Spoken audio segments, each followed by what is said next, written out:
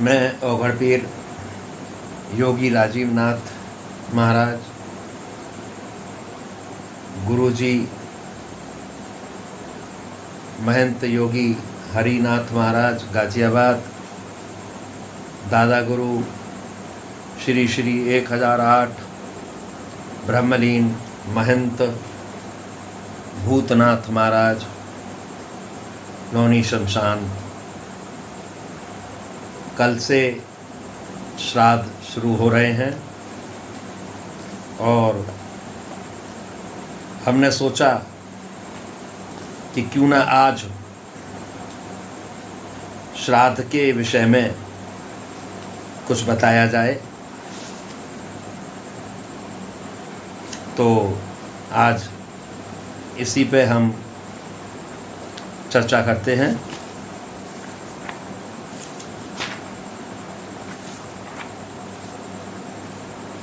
और श्राद्ध के विषय में मार्कंडेय पुराण में क्या कहा गया है, इसे आज हम आपके समक्ष रखते हैं।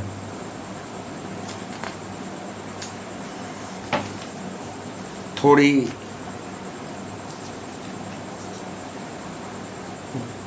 चर्चा लंबी हो जाएगी, लेकिन सभी इसको बड़े ध्यान से सुनें और समझें। श्राद्ध कर्म का वर्णन आज हम एक तो ये आपको अवगत कराएंगे, और दूसरा श्राद्ध में विहित और निषिद्ध वस्तुओं का वर्णन तथा गृहस्थोचित सदाचार का निरूपण। ये मेरे पास मार्कंडेय पुराण है, इसी में से मैं आपको बता रहा हूँ। मदालसा बोली, बेटा, गृहस्थ के कर्म 3 प्रकार के होते हैं, नित्य नैमित्तिक तथा नित्य नैमित्तिक। इनका वर्णन सुनो। पंचयज्ञ संबंधी कर्म, जिसका अभी वर्णन किया है, नित्य कहलाता है। पुत्र जन्म आदि के उपलक्ष्य में किए गए कर्म को नैमित्तिक कहते हैं। पर्व अवसर पर जो श्राद्ध आदि किए जाते हैं, उन्हें विद्वान पुरुषों को नित्य नैमित्तिक कर्म समझना चाहिए। इनमें से नैमित्तिक कर्म का वर्णन करती हूँ। आभ्युदायिक श्राद्ध नैमित्तिक कर्म है, जिसे पुत्र जन्म के अवसर पर जात कर्म संस्कार के साथ करना चाहिए। विवाह आदि में भी जिस क्रम से यह बताया गया है, भली भांति उसका अनुष्ठान करना उचित है। नंदी मुख नाम से जो पितर हैं, उन्हीं का इसमें पूजन करना चाहिए और उन्हें दधि मिश्रित जौ के पिंड देने चाहिए। उस समय यजमान को एकाग्रचित होकर उत्तर या पूरब की ओर मुख करके बैठना चाहिए। कुछ लोगों का मत है कि इसमें बलि वैश्वदेव कर्म नहीं होता। अभ्युदायिक श्राद्ध में युग्म ब्राह्मणों को निमंत्रण करना और प्रदक्षिणा पूर्वक उनका पूजन करना उचित है। यह वृद्धि के अवसरों पर किए जाना वाला नैमित्तिक श्राद्ध है। इससे भिन्न अधोवैदेहिक श्राद्ध हैं, जो मृत्यु के पश्चात किए जाते हैं। मृत व्यक्ति जिस दिन जिस तिथि में मरा हो, उस तिथि को एको दृष्टि श्राद्ध करना चाहिए। उसका वर्णन सुनो। उसमें विश्वदेवों की पूजा नहीं होती, एक ही पवित्र का उपयोग किया जाता है। आवाहन तथा अग्नेयकरण की क्रिया भी नहीं होती।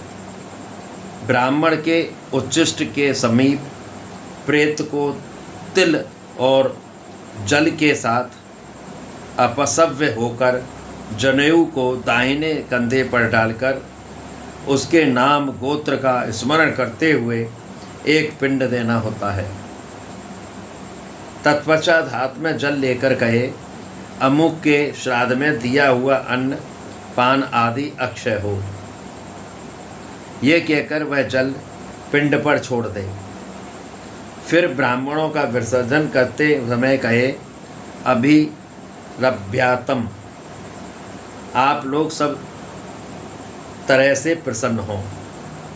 उस समय ब्राह्मण लोग ये कहें, अभिरतः स्मः, हम भली भांति संतुष्ट हैं। यह एको दृष्टि श्राद्ध 1 वर्ष तक प्रतिमास करना उचित है। वर्ष पूरा होने पर जब भी श्राद्ध किया जाए, पहले सपिंडीकरण करना आवश्यक होता है। उसकी भी विधि बतलाई जाती है। यह सपिंडीकरण भी विश्वदेवों की पूजा से रहित होता है। इसमें भी एक ही अर्ध और एक ही पवित्र का विधान है। अग्नोकरण और आह्वान की क्रिया इसमें भी नहीं होती है। इसमें अपवस्थ होकर अयुग्म ब्राह्मणों को भोजन कराना चाहिए। इसमें जो विशेष क्रिया है उसे बतलाती हूँ, एकाग्रचित्त होकर सुनो। इसमें तिल, चंदन और जल से युक्त 4 पात्र होते हैं। इसमें 3 तो पितरों के लिए और 1 प्रेत के लिए होता है। प्रेत के पात्र और अर्घ्य को लेकर ये समानः समनसः पितरो यमराज्ये इत्यादि मंत्र का जाप करते हुए पितरों को 3 पात्रों में सींचना चाहिए। शेष कार्य पूर्वतः करना चाहिए। स्त्रियों के लिए भी ऐसा ही एको दृष्टि विधान है। यदि पुत्र न हो तो स्त्रियों का संपिंडीकरण नहीं होता। पुरुषों को उचित है कि वे स्त्रियों के लिए भी प्रतिवर्ष उनकी मृत्यु तिथि को विधि पूर्वक एको दृष्टि श्राद्ध करें। उनके लिए भी पुरुषों के समान ही विधान है। पुत्रों के अभाव में सपिंड के अभाव में सहोदक, उनके भी अभाव में माता के सपिंड और सहोदक इस विधि को पूर्ण करें। जिसके कोई पुत्र नहीं है उसका श्राद्ध उसके देहत्र कर सकते हैं। पुत्री के पुत्र नाना का नैमित्तिक श्राद्ध करने के भी अधिकारी हैं। जिनकी आयुष मुष्यण संज्ञा है, ऐसे पुत्र नाना और बाबा दोनों का नैमित्तिक श्राद्धों में भी विधि पूर्वक पूजन कर सकते हैं। कोई भी न हो तो स्त्रियां ही अपने पतियों का मंत्रोच्चारण किए बिना श्राद्ध कर सकती हैं। वे भी न हो तो राजा अपने कुटुंबी मनुष्यों से अथवा मृतक के सजातीय मनुष्यों द्वारा दाह आदि संपूर्ण क्रियाएं पूर्ण करावे, क्योंकि राजा सब वर्णों का बंधु होता है। सपिंडीकरण के पश्चात पिता के प्रति प्रतिमह लोप भोग जो भी पितरों की श्रेणी में चले जाते हैं, उन्हें पितृपिंड पाने का अधिकार नहीं रहता। उनसे आरंभ करके 4 पीढ़ी ऊपर के पितर जो अब तक के पुत्र के लोप भाग का अन्न ग्रहण करते थे, उसके संबंध से रहित हो जाते हैं। अब उनको लोप भाग का अन्न पाने का अधिकार नहीं रहता। वे संबंधहीन अन्न का उपयोग करते हैं। पिता, पितामह और पिता प्रपितामह, इन तीनों पुरुषों को पिंड के अधिकारी समझना चाहिए। इनसे अर्थात पिता के पितामह से ऊपर जो 3 पीढ़ी के पुरुष हैं वे लोप भाग के अधिकारी हैं। इस प्रकार 6 ये और 7वां यजमान सब मिलाकर 7 पुरुषों का घनिष्ठ संबंध होता है, ऐसे मुनियों का कथन है। यह संबंध यजमान से लेकर ऊपर के लोप भाग भोजी पितरों तक माना जाता है। इनसे ऊपर सभी पितर पूर्वज कहलाते हैं। इसमें से जो नरक में निवास करते हैं, जो पशु पक्षी की योनि में पड़े हैं तथा जो भूत प्रेत आदि के रूप में स्थित हैं, उन सबको विधि पूर्वक श्राद्ध करने वाला यजमान तृप्त करता है। जिस प्रकार तृप्त करता है वह मैं बतलाता हूँ। सुनो, मनुष्य पृथ्वी पर जो अन्न बिखेरते हैं उससे पिशाच योनि में पड़े हुए पितरों की तृप्ति होती है। बेटा, स्नान के वस्त्र से जो जल पृथ्वी पर टपकता है उससे वृक्ष योनि में पड़े हुए पितरों की तृप्ति होती है। नहाने पर आपके शरीर से जो जल के कण पृथ्वी पर गिरते हैं उनसे उन पितरों की तृप्ति होती है। जो देव भाव को प्राप्त हुए हैं, पिंडों के उठाने पर जो अन्न के कण पृथ्वी पर गिरते हैं उनसे पशु पक्षी की योनि में पड़े हुए पितरों की तृप्ति होती है। कुल में जो बालक श्राद्ध कर्म के योग्य होकर भी संस्कार से वंचित रह जाते हैं अथवा जलकर मरे हैं, वे बिखेरे हुए अन्न और समार्जन के जल को ग्रहण करते हैं। ब्राह्मण लोग भोजन करके जब हाथ मुंह धोते हैं और चरणों का प्रक्षालन करते हैं, उस जल से भी अनन्य पितरों की तृप्ति होती है।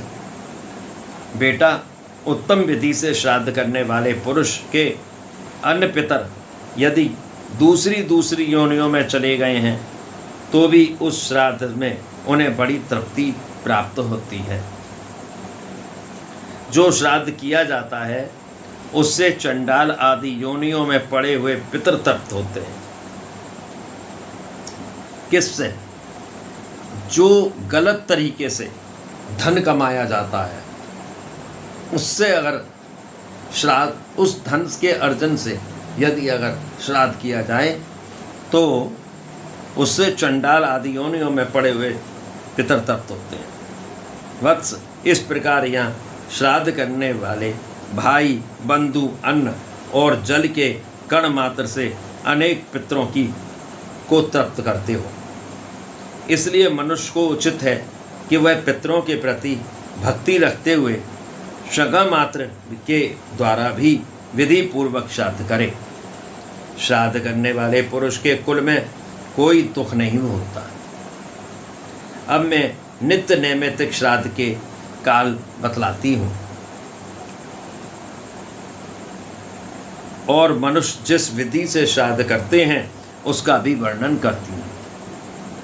सुनो, प्रत्येक मास की अमावस्या को, जिस दिन चंद्रमास की संपूर्ण कलाएं क्षीण हो गई हों, तथा अष्टका तिथि को अवश्य श्राद्ध करना चाहिए। अब श्राद्ध का इच्छा प्राप्त काल सुनो।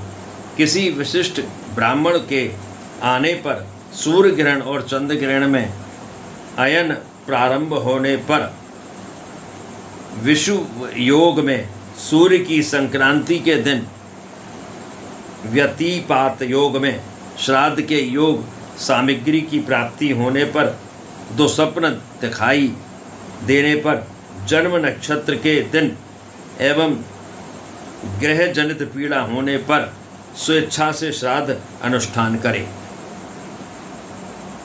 श्रेष्ठ ब्राह्मण, क्षत्रिय, योगी, देविज्ञ, ज्येष्ठ, संगम, त्रिमुद, त्रिसुपणि, देहित्र, ऋतज्ञ, जामाता, भांजा, पंचांग, कर्म में तत्पर, तपस्वी, मामा, माता पिता के भक्त, शिष्य, संबंधी एवं भाई बंधु, ये सभी श्राद्ध में उत्तम माने गए हैं।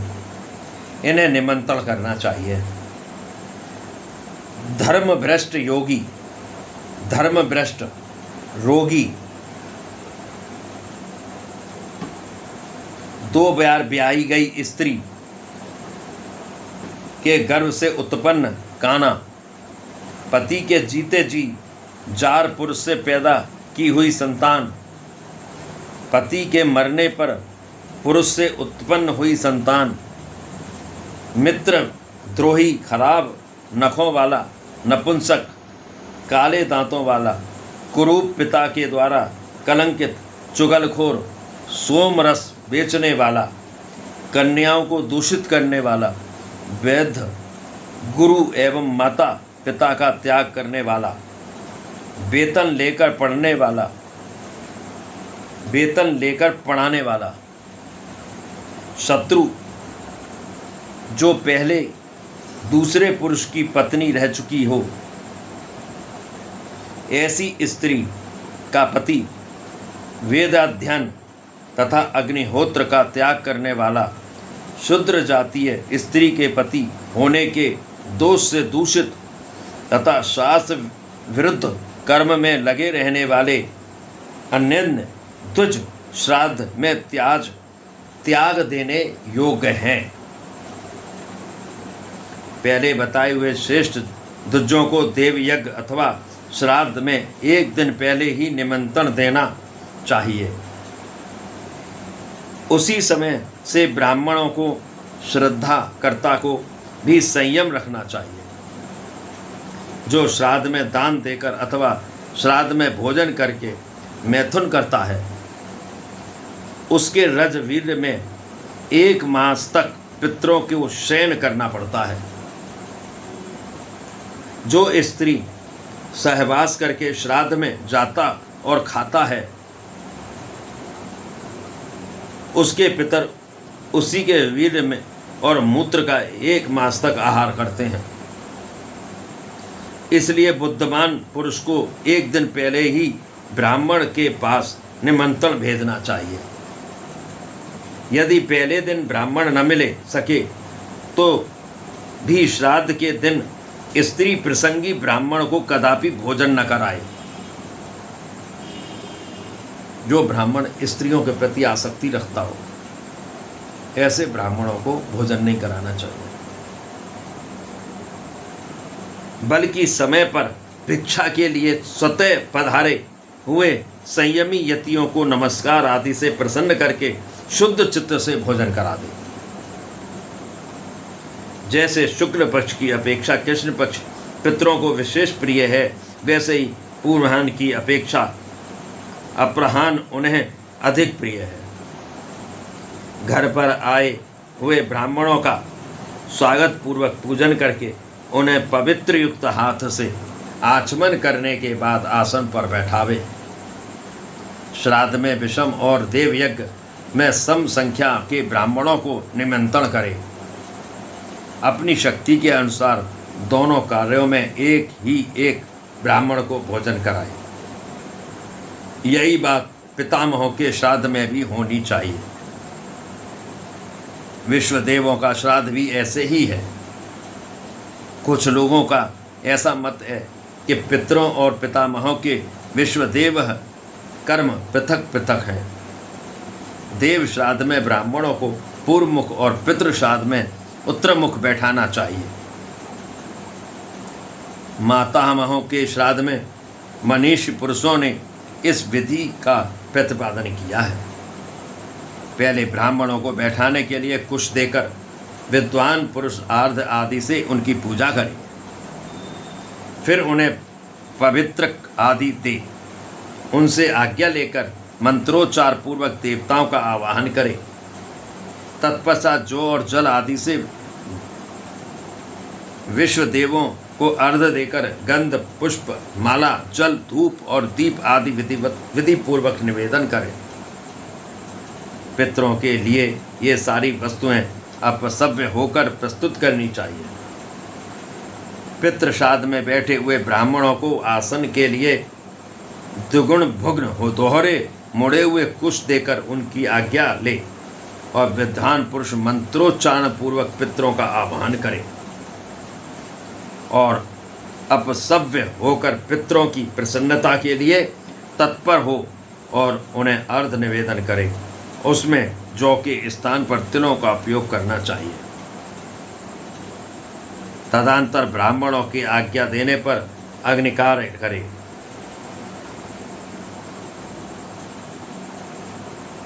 और निम्न नमक और व्यंजन से रहित अन्न विधि पूर्वक अग्नि में आहुति दे।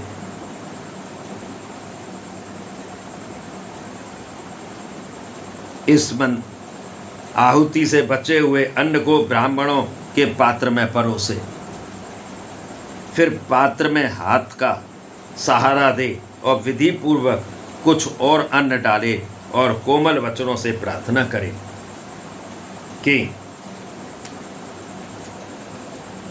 आप लोग सुख से भोजन करिए।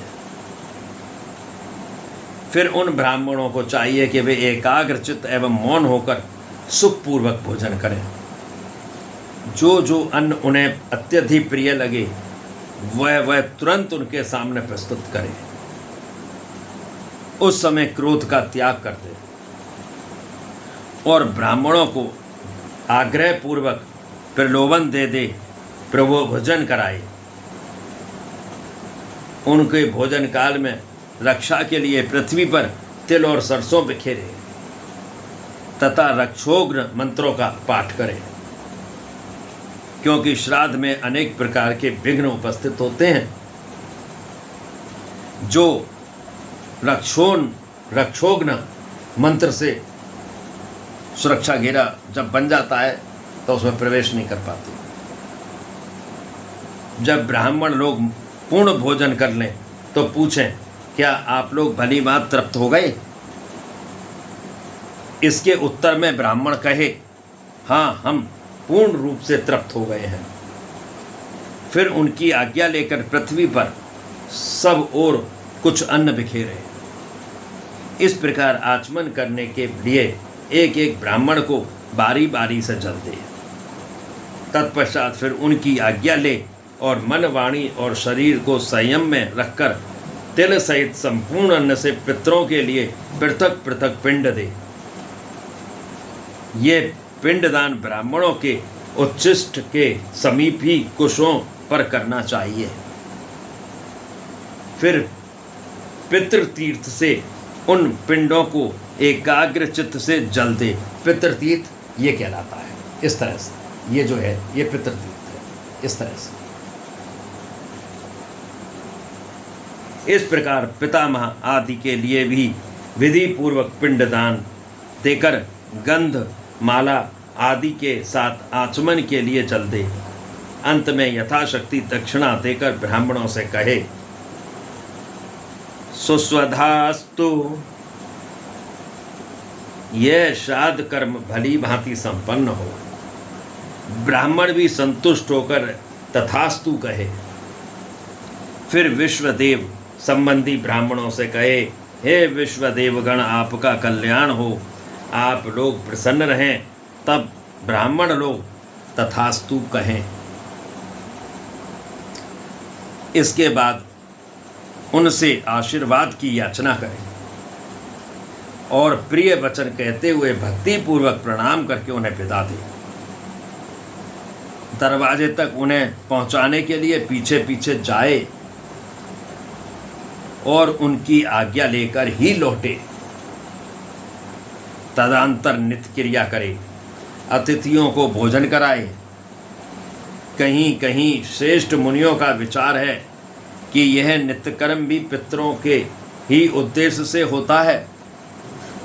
दूसरे लोग ऐसा करते हैं, कहते हैं कि इससे पितरों को कोई संबंध नहीं है। शेष कार्य पूर्वतः करे। किन्हीं किन्हीं का मत है कि पितरों के लिए पृथक पृथक पाक बनाकर श्राद्ध करना चाहिए।